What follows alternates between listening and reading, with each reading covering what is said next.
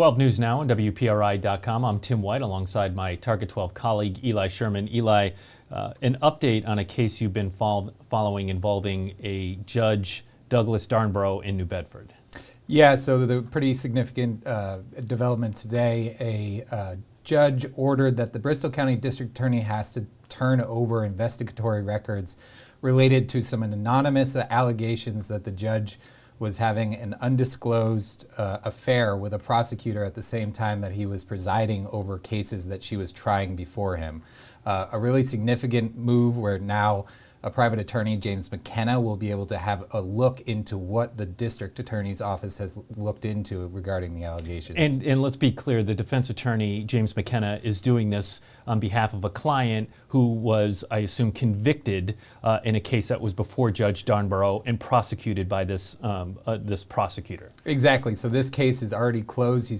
This defendant has been convicted and sent to prison, and now, given these new revelations that were brought up by these anonymous letters, James McKenna is going back and saying, listen, please reopen this case based on what could be potential new evidence and basically, a mistrial or some sort of... Try to get the conviction overturned depending on what that might come out of those documents. Okay.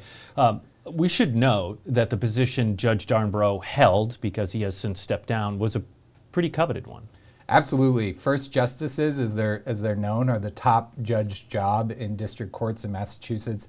They're very coveted in the legal community because they're lifetime appointments. And we should note that former Governor Baker was the one that appointed Darnborough in 2019.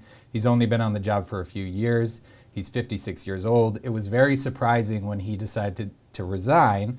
And we should note that it was extremely difficult to get answers out of the judiciary as to why it was that he had been reassigned, as he was after these anonymous letters surfaced, to Plymouth County. And then ultimately he submitted his resignation to Governor Healy. And what did he say to the governor as to why he was resigning? He cited health reasons, and he's been rather quiet about what's going on in his life. But meanwhile, there has been this undercurrent of the legal community to try and figure out whether or not these allegations of the affair are true. Okay. Final thing here, we should note as well that while the judge in the case that defense attorney James McKenna made the motion for gave him a victory, it was only a partial victory.